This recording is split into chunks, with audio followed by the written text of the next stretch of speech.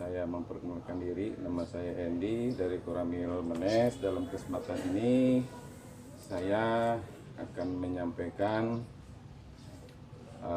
satu materi kepada adik-adik atau anak-anak siswa-siswi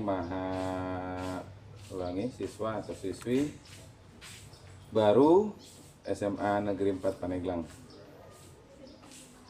Sebelum saya mulai materi, saya mengucapkan selamat bahwa adik-adik siswa-siswi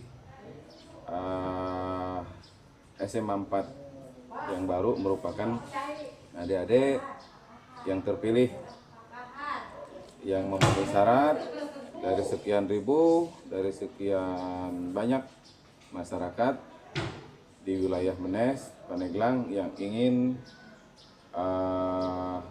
bersekolah di SMA 4 ini. Jadi saya ucapkan sekali lagi selamat.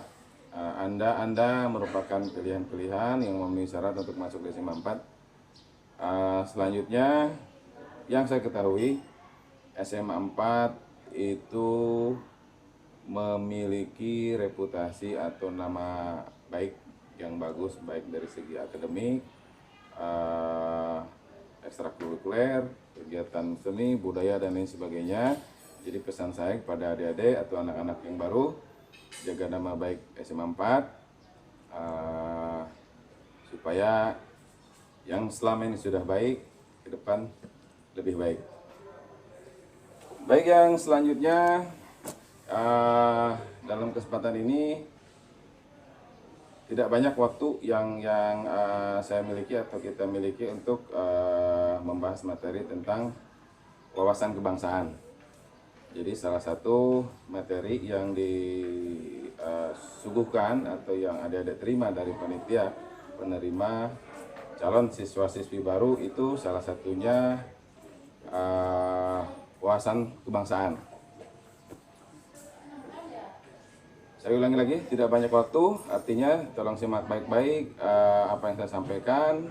Kalau ada hal-hal yang ingin ditanyakan, karena ini metodenya virtual, di lain waktu adik-adik bisa tanya langsung ke saya atau ke guru dan lain-lain sebagainya, karena sumber ilmu sekarang ini banyak. Tapi hati-hati, jangan asal bertanya, karena wawasan kebangsaan juga ini berkaitan dengan nasionalisme, cinta tanah air dan lain sebagainya. Jadi kalau salah-salah mengimplementasikan, salah-salah mengartikan, salah-salah menafsirkan, itu akan berdampak tidak baik pada adik-adik, khususnya adik-adik generasi yang namanya milenial. Mudah sekali menerima, mudah sekali mendapatkan, mudah memahami banyak sumber yang kebetulan sumbernya belum tentu bisa dipertanggungjawabkan. Jadi kalau bertanya tentang ilmu, bertanya tentang wawasan dan sebagainya, tanya pada ahlinya. Kebetulan di lingkungan sekolah banyak ada guru, di luar sekolah juga ada orang tua dan lain sebagainya. Baik, mempersingkat waktu, adik-adik, kita mulai materi kita hari ini atau pagi ini, itu tentang wawasan kebangsaan. Adik-adik di rumah siapkan alat tulis, kalau perlu ditulis silahkan untuk dipertanyakan nanti, karena panitia penerima siswa-siswi baru juga nanti ada metode-metode yang memberikan penilaian tersendiri untuk adik-adik untuk menyerap materi-materi yang disampaikan oleh pemateri dalam penerimaan siswa-siswi baru ini. Begitu ya Pak Aris ya, nanti ditanya ya. Baik adik-adik, yang pertama karena waktu kita sedikit, jadi ada 3 pokok saja yang ingin saya sampaikan pagi ini. Karena kalau kita bicara tentang wawasan kebangsaan itu panjang sekali, luas sekali, makna yang terkandung di dalamnya sangat banyak sekali.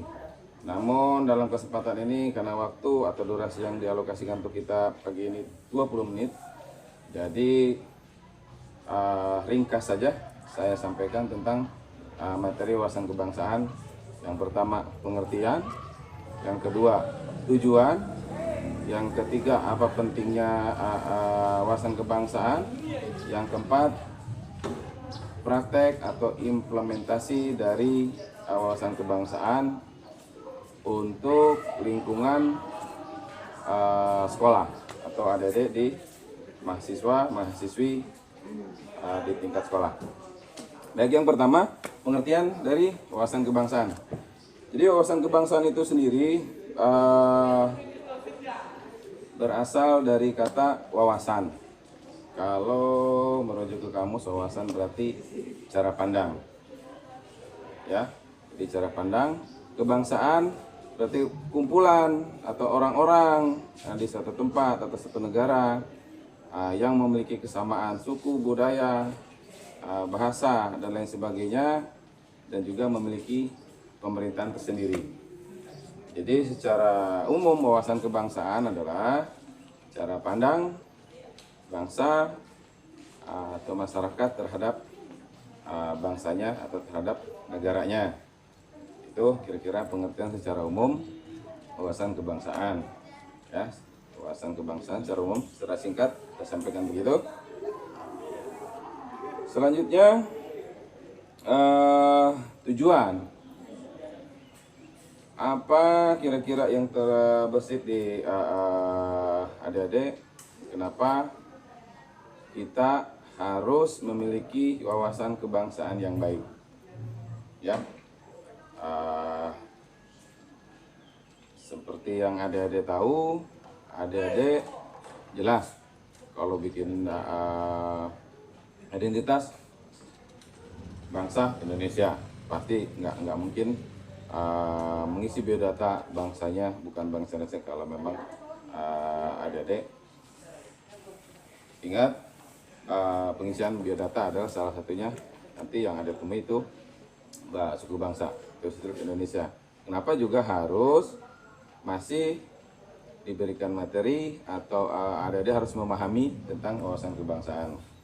Ya, jadi yang pertama wawasan kebangsaan secara umum itu memiliki kepentingan yang sangat besar, dalam kita berbangsa dan bernegara, karena kaitannya kemana? Kaitannya ke persatuan dan kesatuan. Jadi kalau adik-adik sudah memiliki wawasan kebangsaan, mengetahui, memiliki cara pandang yang baik tentang bangsa Indonesia, baik budayanya, adat istiadatnya, ya, kulturnya atau budayanya, dengan sendirinya adik-adik nanti akan memiliki cinta tanah air yang tinggi. Itu kira-kira salah satu tujuannya mengapa kita harus memiliki wawasan kebangsaan yang baik. Ya. Selanjutnya untuk kelompok pelajar atau mahasiswa harus seperti apa? Itu pertanyaannya. Harus seperti apa kita mempraktekkan atau mengimplementasikan dari wawasan kebangsaan itu sendiri. Itu pasti pertanyaan di dalam benak adik-adik seperti itu. Adik-adik selama ini sudah merasa bahwa adik-adik sebagai warga yang baik, sebagai anak yang baik, dan seterusnya. Ya, jadi ini yang intinya yang akan saya sampaikan, implementasi atau praktek atau pelaksanaan adik-adik sebagai mahasiswa, ulangi sebagai siswa atau siswi, mempraktekkan, mengimplementasikan dari wawasan kebangsaan itu sendiri. Ya, seperti yang saya sampaikan tadi, bahwa salah satu tujuan wawasan kebangsaan itu mempererat persatuan dan persatuan bangsa. Yang kedua itu meningkatkan kecintaan kita terhadap tanah air. Ya, jadi kalau kita sudah mengetahui suku budaya, bangsa dan lain sebagainya, dengan sendirinya kita akan mencintai negara atau bangsa kita. Ya, namun kalau kita bahas poin itu banyak sekali penjelasannya. Ya, banyak sekali yang saya sampaikan tadi tidak cukup waktu kita 20 menit. Ya, untuk membahas itu. Untuk itu saya ringkas saja, saya persingkat saja materinya yang sederhana, sesederhana mungkin supaya adik-adik bisa mempraktekkan, melaksanakan, mengimplementasikan makna dari wawasan kebangsaan. Kewajiban adik-adik dalam melaksanakan wawasan kebangsaan di lingkup, di kelompok atau di usia adik-adik pelajar, ya pelajar, baik itu SD, SMP, SMA ataupun mahasiswa. Nah, itu ya. Yang pertama, disiplin. Ya, yang pertama disiplin. Ya, saya ulangi lagi, yang pertama disiplin itu yang pertama dan yang utama sebetulnya dalam mengimplementasikan dari wawasan kebangsaan di usia adik-adik sekolah. Ya, kenapa saya bilang disiplin itu yang utama? Ya, karena dengan adik-adik disiplin, maksud, tujuan, cita-cita adik-adik semua, persentasenya kalau dipresentasikan mungkin 90 sekian persen itu faktor utama adalah disiplin. Ya, pengertian disiplin panjang lagi. Sederhananya saya sampaikan di sini, disiplin mengikuti aturan yang ada, ya, mengikuti aturan yang ada, melaksanakan apa yang sudah diterapkan dan lain sebagainya, itu juga sudah wujud dari disiplin. Yang pertama disiplin waktu, ya, yang pertama disiplin waktu.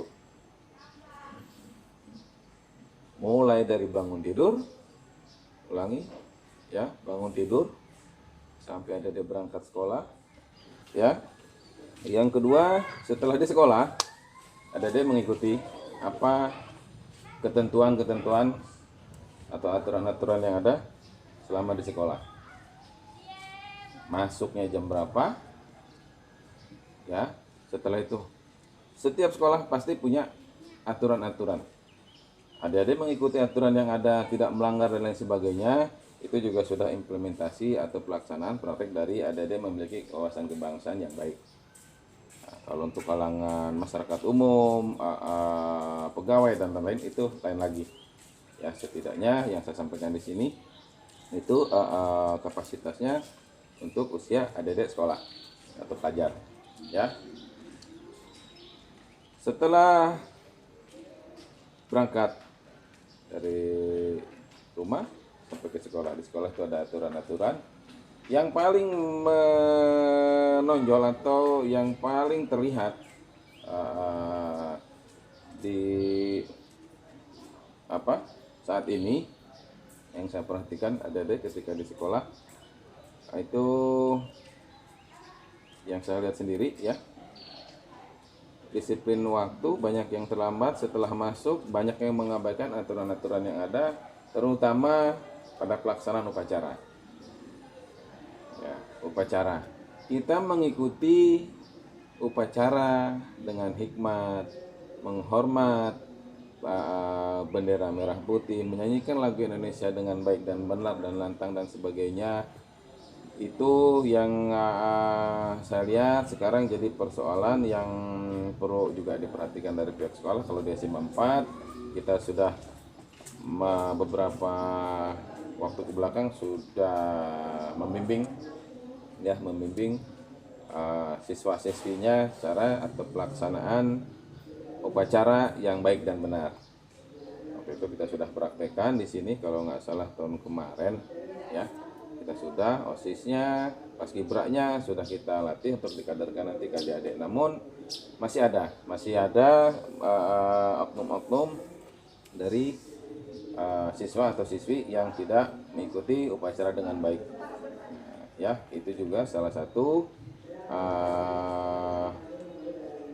gambaran bahwa tidak semua siswa atau siswi yang ada memiliki rasa kebangsaan yang baik.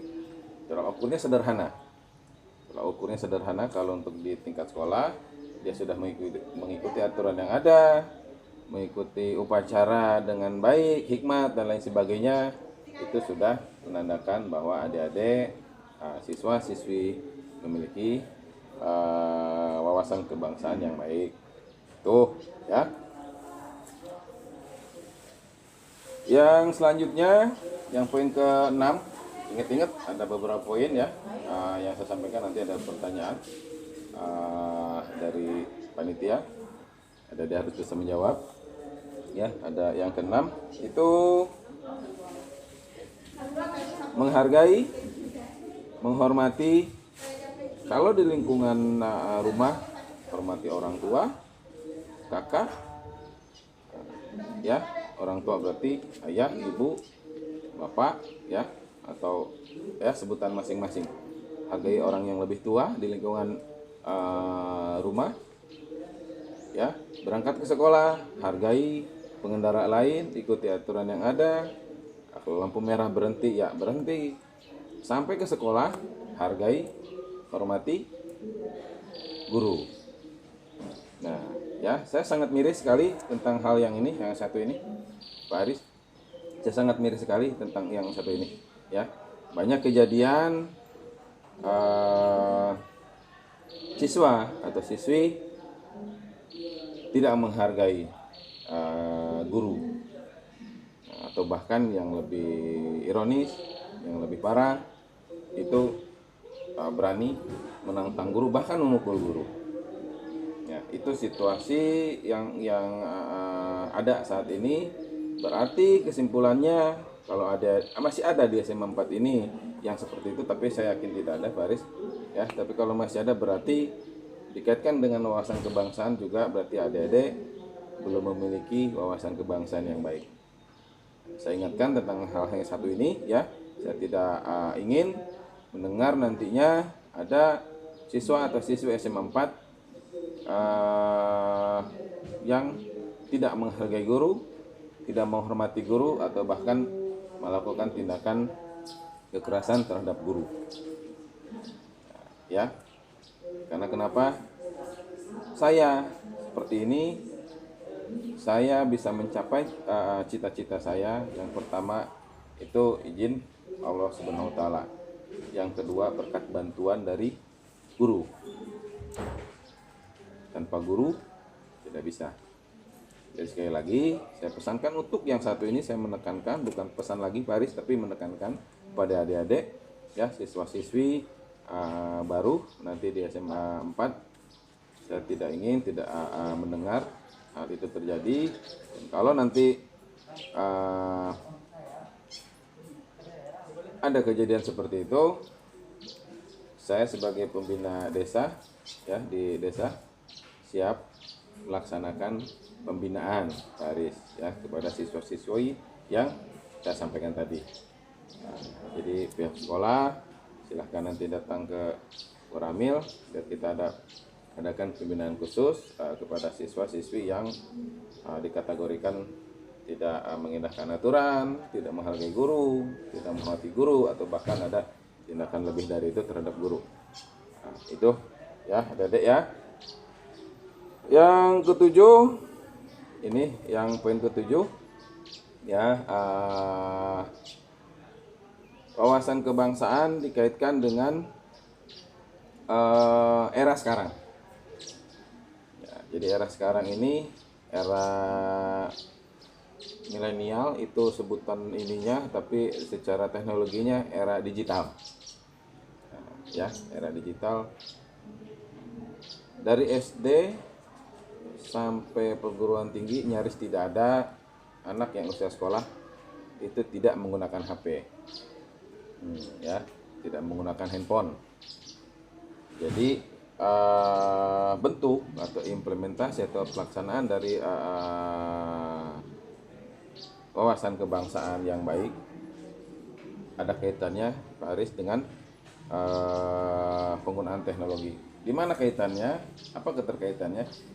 Yang pertama, saya bilang di media sosial atau internet dan lain sebagainya, ya, itu sekarang ini sangat mudah sekali adik-adik mengakses, membuka, mencari sesuatu yang adik-adik atau siswa-siswi inginkan. Apa saja diketik situ langsung keluar dengan cepat. Nah, kaitannya ke wawasan kebangsaan di mana yang pertama banyak sekali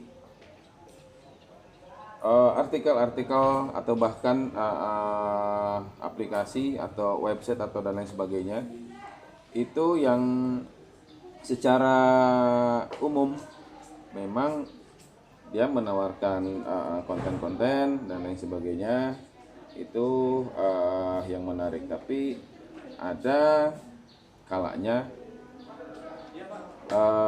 di situ ada unsur lain. Unsur lain saya maksud ada semacam hasutan, ada semacam ajakan, ada semacam upaya mempengaruhi si pembaca, si pembuka dari website itu yang kaitannya ke nasionalisme, kecintaan terhadap tanah air dan lain sebagainya. Nah, adik-adik di usia SMA ini sangat rentan sekali terhadap itu. Sangat rentan sekali terhadap itu. Begitu buka, baca, terpengaruh. Begitu buka, baca, terpengaruh dengan bahasa di situ yang sedikit menjelekkan, sedikit menghina dan lain sebagainya. Bahkan penjelasannya secara singkat itu masuk akal. Itu ya, banyak sekali. Itu yang saya sampaikan adik-adik dalam hal ini, pengaruh atau implementasi adik-adik wawasan kebangsaan di penggunaan teknologi. Jadi jangan terhasut, jangan terpengaruh artikel-artikel atau muatan-muatan yang ada di internet yang mengarah ke ketebalan adik-adik mahasiswa-mahasiswi tentang cinta tanah air. Sangat banyak sekali tanpa adik-adik sadari, baik secara langsung atau tidak langsung, adik-adik sudah terpengaruh. Kalau sudah seperti itu, selesai. Ya, kalau sudah seperti itu, cinta tanah airnya tidak ada, kebanggaan dan lain sebagainya tidak ada. Yang ada pihak-pihak tertentu yang menginginkan, yang merekrut, mengajak dan lain sebagainya ke arah yang tidak baik, sangat mudah. Itu 7 poin itu yang saya sampaikan. Sekali lagi saya ingat-ingat ya, adik-adik supaya dicatat dan diingat-ingat kalau ada pertanyaan nanti dari kita, baik penyelenggara atau pihak sekolah, karena ini sifatnya virtual, tapi nanti ketika situasi sudah normal, nanti ada evaluasi atau pertanyaan dari pihak panitia penyerapan materi pembekalan ada di siswa-siswi baru ini. Ya, itu kira-kira dari saya. Pas 20 menit. Terima kasih. Waktunya sekali lagi selamat. Adik-adik terpilih yang memenuhi syarat di SMA Negeri 4 Pandeglang. Terima kasih waktunya. Saya tutup. Wassalamualaikum warahmatullahi wabarakatuh.